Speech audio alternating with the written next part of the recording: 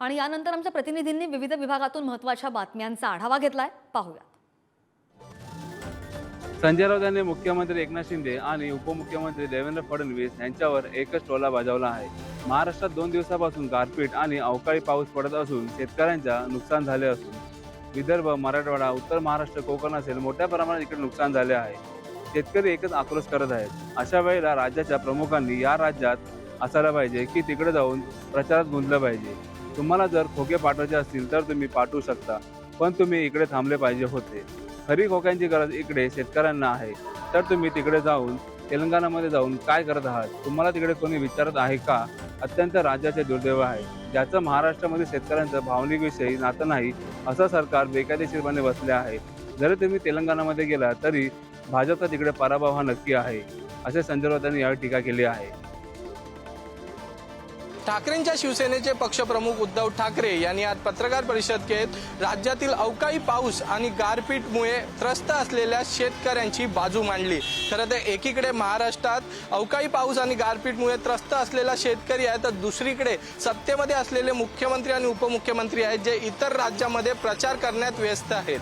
ज्यावेळी शेतकऱ्यांना मदतीच्या हाताची गरज आहे त्यावेळीच मुख्यमंत्री आणि उपमुख्यमंत्री हे इतर राज्यात प्रचार दौरे करण्यात व्यस्त असल्याची नाराजी उद्धव ठाकरे यांनी बोलून दाखवली। त्याचबरोबर आजच्या आज कॅबिनेट बैठक घेऊन ज्या भागांमध्ये ही गारपीट आणि अवकाळी पाऊस झाला आहे अशा भागांची पाहणी करून त्याचा पंचनामा करून लवकरात लवकर हा शेतकऱ्यांच्या बाबतीत निर्णय घ्यावा असे आवाहन देखील त्यांनी सरकारला केलेलं पाहायला मिळाले। वंचित बहुजन आघाडीचे नेते प्रकाश आंबेडकर यांनी आज पुण्यामध्ये पत्रकार परिषद घेतली। या पत्रकार परिषदेतून त्यांनी 6 डिसेंबर नंतर राज्यात मोठ्या दंगली घडू शकतात अशा पद्धतीची भीती व्यक्त केली। या सगळ्या प्रकरणात हिंदू मुस्लिम किंवा ओबीसी मराठा अशा पद्धतीच्या दंगली घडू शकतात। जवळच्या पोलीस स्टेशनमध्ये तशा पद्धतीच्या सूचना देखील दिल्या गेल्याच्या तशा माहिती पुढे आल्याच्या घटना प्रकाश आंबेडकर यांनी बोलून दाखवलेल्या आहेत। प्रकाश आंबेडकर यांनी असं म्हटलंय की ह्या सगळ्या गोष्टी मी अगोदरच सांगितलेल्या आहेत। आज जेव्हा फुलेवाड्यात प्रकाश आंबेडकर यांनी पत्रकार परिषद घेतली तेव्हा त्यांनी असंही म्हटलंय की 8 डिसेंबर रोजी एक शांती सभा आयोजित केलेली आहे। अर्थात ह्या सगळ्या गोष्टी प्रकाश आंबेडकर यांनी या पूर्वीच्या पत्रकार परिषदांमधून देखील सांगितल्या। आज मात्र पॅलेस्टाईनच्या मुद्द्यावर देखील प्रकाश आंबेडकर यांनी वक्तव्य केलंय। इतकंच नाही तर या सगळ्या आंतरराष्ट्रीय विषयांकडे धार्मिक चष्म्यातून बघितलं जात असल्याची टीका देखील प्रकाश आंबेडकर यांनी केलेली आहे आणि ओबीसी आरक्षणाचा जनक मीच आहे अशा पद्धतीचं वक्तव्य देखील प्रकाश आंबेडकरांनी आजच्या पत्रकार परिषदेत केलंय। महाराष्ट्र नवनिर्माण सेनेचे अध्यक्ष राज ठाकरे हे आज पुणे दौऱ्यावरती होते आणि पुणे दौऱ्यावरती त्यांनी आज विविध कार्यक्रमांना भेटी दिल्यात। त्याचवेळी त्यांनी पुण्यातील बाणेर परिसरातील संगमेश्वरवाडी या ठिकाणी महाराष्ट्र नवनिर्माण सेनेच्या कार्यालयाचं उद्घाटन केलंय। विशेष करून जर आपण पाहिलं तर येत्या लोकसभेच्या धर्तीवरती महाराष्ट्र नवनिर्माण सेनेचे अध्यक्ष राज ठाकरे यांचे पुण्यातील दौरे हे वाढल्याचं एकंदरीत पाहायला मिळतंय। विशेष लक्ष त्यांनी पुण्याकडे वळवल्याचंही बोललं जातंय। राज्यात मराठा आरक्षणाचा मुद्दा तापलेला आहे आणि असं असताना वेगवेगळ्या प्रतिक्रिया समोर येतात। पुण्यात काल माजी मुख्यमंत्री पृथ्वीराज चव्हाण यांनी मराठा आरक्षणाच्या संदर्भाने एक महत्त्वाचं वक्तव्य केलं। त्यांनी असं म्हटलं की जेव्हा ते स्वतः मुख्यमंत्री होते तेव्हा राष्ट्रवादी काँग्रेसनं त्यांचं सरकार पाडलं आणि मराठा आरक्षणाचा प्रश्न तसाच मागे पडला। जर सरकार पाडलं नसतं तर मराठा आरक्षणाचा प्रश्न मार्गी लावला असता असं माजी मुख्यमंत्री पृथ्वीराज चव्हाण यांनी म्हटलंय। त्यानंतर राष्ट्रवादी काँग्रेस आणि काँग्रेस एकत्र सत्तेत आले असते जेव्हा 2014ला भाजपची सत्ता आली, त्यामुळे हे प्रश्न तसेच गहाळ राहिले। हे प्रश्न सोडवले गेले असते जर राष्ट्रवादी काँग्रेसनं आमचं सरकार पाडलं नसतं आणि हे सगळं प्रकरण सोडवण्यामध्ये काँग्रेसचा मोठा पुढाकार होता। स्वतः मी मुख्यमंत्री असताना हा विषय मार्गी लावण्यासाठी अनेक प्रयत्न केल्याचा देखील माजी मुख्यमंत्री पृथ्वीराज चव्हाण यांनी पुण्यात बोलून दाखवलंय। सर्वोच्च न्यायालयाने दिलेल्या आदेशाचे पालन नवी मुंबई शहरामध्ये होताना दिसत नाही, कारण अद्यापही अनेक दुकानांवर इंग्रजीच पाट्या पाहायला मिळत आहेत। आज नवी मुंबईतील मनसे कार्यकर्ते आक्रमक झालेले पाहायला मिळाले। नवी मुंबईतील स्यूट्स मॉल येथे मनसे कार्यकर्ते गेले आणि या मॉलमध्ये घुसून जोरदार घोषणाबाजी केली।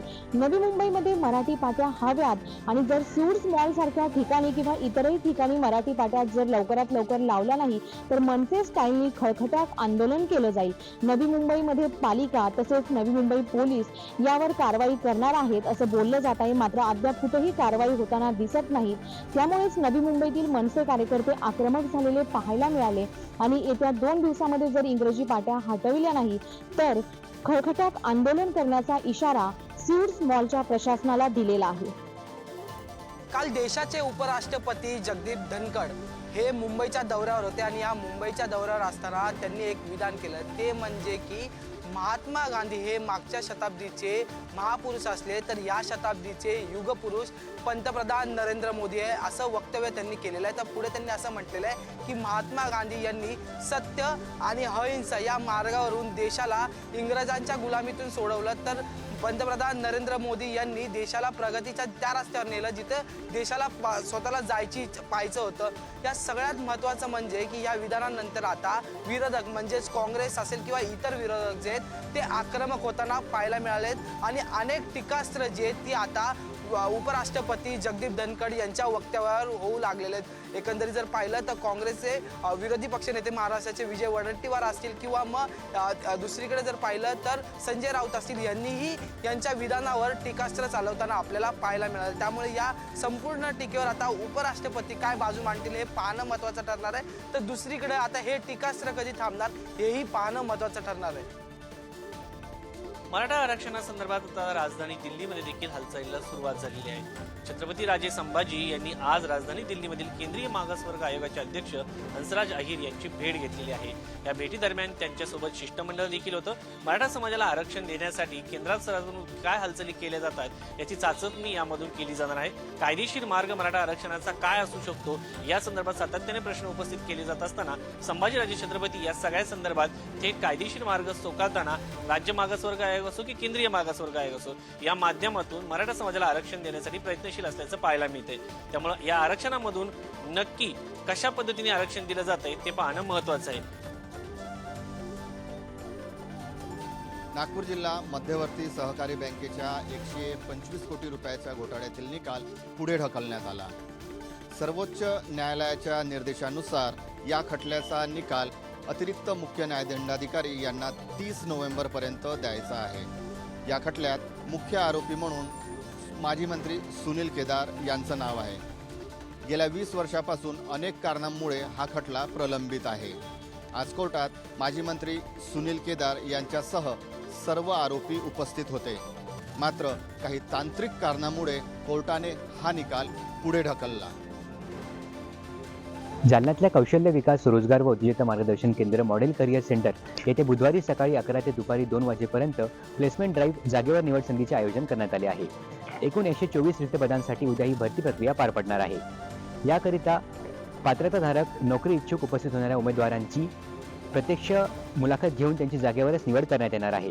तरी जास्तीत जास्त उमेदवारांनी या संधीचा लाभ घेऊन या रोजगार मेळाव्यात सहभागी व्हावे व अधिक माहितीसाठी विभागाच्या www.rozgar.mahaswayam.gov.in या संकेतस्थळाला भेट द्यावी असे आवाहन जिल्हा कौशल्य विकास रोजगार व उद्योजकता विभागाचे सहाय्यक आयुक्त यांनी केले आहे.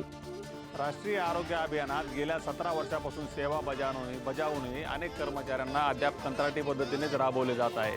त्यांच्यासह इतर जे कर्मचारी कायम सेवेत आहेत त्यांना मात्र अधिक वेतन आणि अधिक सुविधा दिल्या जातात, परंतु या कंत्राटी कर्मचाऱ्यांना कुठल्याही सोयी सुविधा आणि वेतन देखील कमी आहे. या प्रश्नावर गेल्या 24 दिवसापासून ते आंदोलन करत असून प्रशासन मात्र त्यांच्या प्रश्नांकडे लक्ष द्यायला तयार नाही.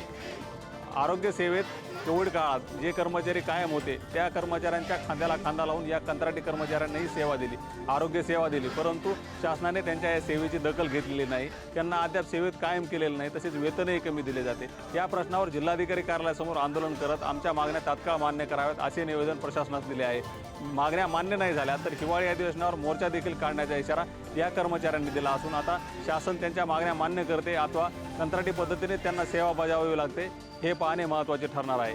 रविवारी नाशिकसह जिल्हाभरामध्ये मुसळधार पाऊस झाला. या मुसळधार पावसासोबतच गारपीट देखील मोठ्या प्रमाणात झाली आणि यामध्ये शेतकऱ्यांचं मोठं नुकसान झालेलं आहे. या सगळ्या पार्श्वभूमीवर मदत व पुनर्वसन मंत्री अनिल पाटील हे नाशिक दौऱ्यावर होते. निपाड तालुक्यातील रवळस, पिंपरी आणि कसबे सुक्याने या गावातील शेतकऱ्यांशी त्यांनी संवाद साधला. यावेळेला शेतकऱ्यांना धीर देत त्यांनी लवकरच मदत केली जाईल अशा पद्धतीचं आश्वासन दिलं आणि त्यानंतर नाशिकच्या जिल्हाधिकारी कार्यालयामध्ये अधिकाऱ्यांसमवेत बैठक देखील घेतली. यावेळेला बैठकीमध्ये अधिकाऱ्यांना तात्काळ पंचनामे करण्याचे आदेश दिलेले आहे. आदेश दिल्यानंतर त्यांनी तात्काळ अंतरिम अहवाल हा शासनाकडे सुपूर्द करा, त्यामुळे लवकरात लवकर शेतकऱ्यांना मदत करणं सोपं होईल. याशिवाय भविष्यकाळामध्ये असलेल्या अधिवेशनाचा विचार करून ही माहिती लवकरात लवकर द्या, जेणेकरून मुख्यमंत्री एकनाथ शिंदे याबाबत स्पेशल पॅकेज जाहीर करू शकता अशा पद्धतीचे संकेतही दिले. त्यामुळे शेतकऱ्यांना आता याबाबतची मदत कधी होणार याकडे सगळ्यांचं लक्ष लागून आहे. वर्धा जिल्ह्यात वन्य प्राण्यांनी होदोस घातला आहे. वर्धेच्या सेलू तालुक्यातील जुवाडी येथे रानडुकरांनी कपाशी जमीनदोस्त केली आहे. तब्बल 6 एकरातील पीक उद्ध्वस्त झाल्याने उत्पादन खर्चही निघणे शक्य नाही. शेतकरी संदीप वाघमारे या तरुणाने वन्य प्राण्यांपासून पिकाचे संरक्षण व्हावे यासाठी ताराचे कुंपण केले आणि सोलर बॅटरी देखील लावली, परंतु कुंपणालाही न जुमानता रानडुकरांनी हैदोस माजवला आहे. 6 एकरातील आलेली कपाशीचे पीक झाडापासून मुळापासून नष्ट केले आहे. श्वापदाचा हौदोस वाढत असताना नुकसान सोसणाऱ्या शेतकऱ्यांचे कंबरडे मोडले आहे. यावर ठोस उपाययोजना व्हाव्यात अशी मागणी जोर धरीत आहे. पुणे येथून निघालेले आमदार रोहित पवार यांची युवा संघर्ष यात्रा काल हिंगोली जिल्ह्यामध्ये दाखल झाली आहे. आज मुक्कामानंतर ही यात्रा पुढे मार्ग रवाना झाली आहे. हिंगोली जिल्ह्यामध्ये 2 दिवसापासून मुसळधार पावसाने अवकाळी पाऊस जो आहे तर बसरलेला आहे आणि या पावसानं शेतकऱ्याचं अतोनात नुकसान झालेलं आहे. नुकसानग्रस्त भागामध्ये आमदार रोहित पवार यांनी पाहणी केली आहे आणि शेतकऱ्यांना धीर देण्याचा प्रयत्न केला आहे. खरं तर वेचण्याला कापूस हा पूर्णतः या पावसामुळे हातचा गेलेला आहे, कारण शेतकरी हा पूर्णतः ओझूर झालेला आहे. कारण शेतकऱ्याचं संपूर्ण नियोजन जे आहे त्या शेती पिकावरच असतं. मात्र 2 दिवसाच्या अवकाळी पावसाने जे आहे ते शेतकऱ्याचं अतोनात नुकसान झालं आहे. तर हाताच्या फोडाप्रमाणे जपलेली पिके पूर्णतः उद्ध्वस्त झालेली आहे. त्यामुळे आता नुकसान भरपाईची मागणी जी आहे तर शेतकरी आमदार रोहित पवार यांच्याकडे करत होते. तर आमदार रोहित पवार यांनी शेतकऱ्यांना दिलासा देण्याचा प्रयत्न केला आहे की सरकारला नुकसान भरपाई देण्यासाठी मी मागणी करणार असल्याचे देखील त्यांनी यावेळी शेतकऱ्यांना सांगितलेलं आहे. यवतमाळ जिल्ह्यामध्ये मागील 2 दिवसापासून कोसळणाऱ्या अवकाळी पावसाने शेती पिकांचं मोठं नुकसान केलं आहे. जिल्ह्यामध्ये सर्वाधिक 5 लाख हेक्टरवर कपाशीची लागवड केली जाते. आता शेतामध्ये कापूस फुटून तयार आहे. वेचणी अभावी हा शेतामधला कापूस राहिला आहे आणि अशा परिस्थितीत या अवकाळी पावसानं हे पांढरं सोनं जे आहे हे क्षतिग्रस्त झालं आहे, त्याला फटका बसला आहे. शेतकरी चिंतेत सापडलेला आहे. शिवाय भाजीपाला पिकांचंही मोठं नुकसान झालं आहे. तूर आहे आणि ऊस या पिकालाही या अवकाळी पावसाचा फटका बसलेला आहे. आणि जिल्ह्यामध्ये पुसद, उमरखेड, महागाव, राळेगाव, यवतमाळ या तालुक्यातही मोठ्या प्रमाणात पाऊस कोसळला आहे आणि त्यामुळं या नदी नाल्यांना पूर आलेला आहे. काही भागांचा संपर्कसुद्धा शेजारच्या गावांशी तुटलेला आहे आणि मोठ्या प्रमाणात शेतकऱ्यांचं नुकसान या अवकाळी पावसानं केलं आहे. विशेषतः पांढऱ्या सोन्याला याचा फटका बसलेला आहे. परभणी जिल्ह्यातील 23 मंडळामध्ये अतिवृष्टी झालेली आहे. त्यामुळे तूर, कापूस आणि ज्वारी पिकाचे मोठ्या प्रमाणात नुकसान झालेले आहे. रब्बी हंगामातील पिके आता शेतकऱ्याच्या हातातून जात असल्याने शेतकरी मोठ्या आर्थिक संकटात सापडलेला आहे. अशातच कृषी विभागाने ज्या शेतकऱ्यांच्या पिकांचे नुकसान झाले आहे अशा शेतकऱ्यांनी पीक विमा कंपनीकडे ॲपद्वारे आणि टोल फ्री क्रमांकाद्वारे तक्रार नोंदवावी असे आवाहन करण्यात आले आहे. तर दुसरीकडे ज्या शेतकऱ्यांना ऑनलाईन तक्रार नोंदवणे शक्य नसेल अशा शेतकऱ्यांनी कृषी विभाग आणि विमा कंपनीच्या कार्यालयात जाऊन आपली तक्रार नोंदवावी असे आवाहन करण्यात आले आहे. एकंदरीतच आता कृषी विभागाने शेतकऱ्यांना ऑनलाईन आणि ऑफलाईन तक्रार नोंदवण्याचे आवाहन केले असल्याने शेतकऱ्यांनी देखील या पीक विम्याचा लाभ घेण्यासाठी तक्रारी नोंदवणे आवश्यक आहे. तात्काळ तक्रारी नोंदवाव्यात. 72 तासाच्या आत जर तक्रार नोंदवली नाही तर पीक विम्याचा लाभ मिळणार नाही असे देखील कृषी विभागाकडून स्पष्ट करण्यात आलेले आहे. वाशिम जिल्ह्यात 2 दिवसापासून अवकाळी पाऊस झाल्यामुळे मालेगाव तालुक्यातील अमाणी ते पांगरी नवगरे या रोडवर असलेला जो पूल आहे त्या पुलावरनं सकाळी पाणी वाहत होतं आणि त्यामुळे इथल्या नागरिकांना काही काळ तात्काळत बसावं लागलं होतं. खरं तर हा पूल जो आहे तो कमी उंचीचा आहे आणि त्यामुळे जेव्हा जेव्हा इथे पाणी येतं, पाऊस येतो, त्यावेळेस या पुलावरनं सातत्याने पाणी वाहतं आणि नागरिकांना समस्याचा सामना करावा लागतोय. या पुलाची उंची वाढवण्याची मागणी मागील 20 वर्षापासून नागरिक करतायत, मात्र प्रशासन त्याकडे दुर्लक्ष करत असल्याचा आरोप इथल्या नागरिकांनी केलेला आहे. खात्याने वर्तवलेला अंदाज खरा ठरला असून आज सकाळपासून भंडारा जिल्ह्यात जोरदार पावसाला सुरुवात झाली आहे, तर काही ठिकाणी मुसळधार पावसाने हजेरी लावली आहे. त्यामुळे भारी वाऱ्याच्या धान पिकाला याचा फटका बसला आहे, तर अन्य पिकांसह तूर उत्पादक शेतकऱ्यांनाही याचा फटका बसणार आहे. त्यामुळे कृषी विभागाने त्वरित पंचनामे करून तात्काळ नुकसान भरपाई द्यावी अशी मागणी शेतकऱ्यांकडून होत आहे. काल नागपुरात ढगाळ वातावरण होते, त्यानंतर आज सकाळपासून हलक्या स्वरूपाचा पाऊस झाला. पहाटेपासून सुरू झालेला पाऊस दुपारपर्यंत सुरू होता. पावसामुळे हवेत गारवा निर्माण झाला असून नागरिकांना रेनकोट आणि छत्रीचा आधार घ्यावा लागला. पावसामुळे तापमानात घट होऊन वातावरण गारगार झाले, त्यामुळे नागरिकांना पुन्हा स्वेटर घालण्याची वेळ आली आहे. आज व उद्या नागपूरमध्ये हलक्या व मध्यम स्वरूपाचा पावसाचा अंदाज हवामान खात्याने दिलेला आहे.